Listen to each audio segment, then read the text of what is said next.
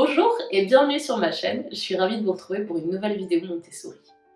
Aujourd'hui, nous allons parler d'une manipulation qui est très utile pour bien comprendre le sens de la multiplication. C'est la manipulation de la table perforée de la multiplication Montessori.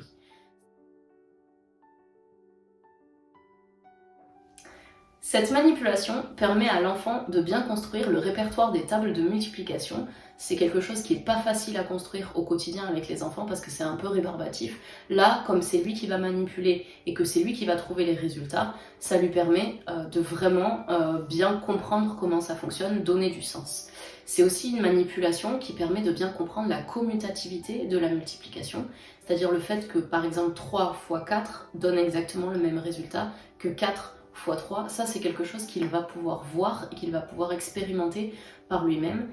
Et enfin, c'est une manipulation qu'on peut proposer à un enfant à partir de 6 ans, dès lors qu'il sait que multiplier un nombre, c'est avoir ce nombre plusieurs fois.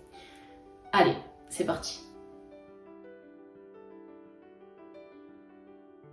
Cette manipulation peut être faite avec du matériel que vous trouverez entre 20 et 30 € dans le commerce. Si vous n'avez pas ce matériel mais que vous souhaitez quand même pouvoir travailler cette notion avec votre enfant, je vous propose une alternative papier en PDF que vous pourrez trouver gratuitement sur mon site. Le lien est dans la barre de description. Pour cette manipulation, nous allons donc nous servir de la table perforée de la multiplication. C'est une table en bois carré qui comporte 100 petits trous dans lesquels on peut placer des perles qui sont de couleur rouge. Sur le côté gauche de la table, ici, vous avez une encoche qui sert à insérer des petites plaques en bois qui représentent le multiplicande, c'est-à-dire le nombre qui multiplie plusieurs fois.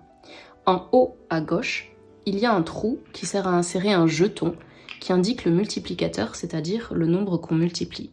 Au passage, si vous n'êtes pas tout à fait à l'aise avec la notion de multiplicande et de multiplicateur, j'y reviens dans quelques minutes. Enfin, il y a une multitude de petits trous qui servent ici à insérer des billes lors de la manipulation.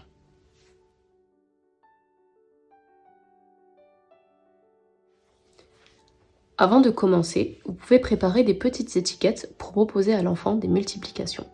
Pour notre exemple, on va travailler avec la table de 3, c'est la raison pour laquelle on a 3 x 1, 3 x 2, 3 x 3, etc. jusqu'à 3 x 9.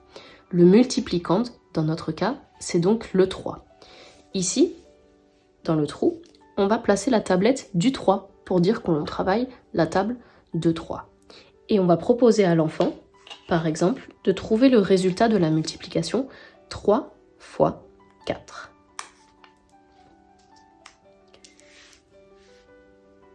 On va placer notre jeton sur le 4, puisqu'on multiplie 3, le multiplicande, par 4, qui est le multiplicateur.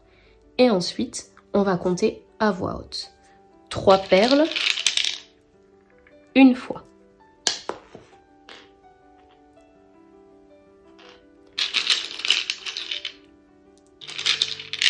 3 perles, 2 fois.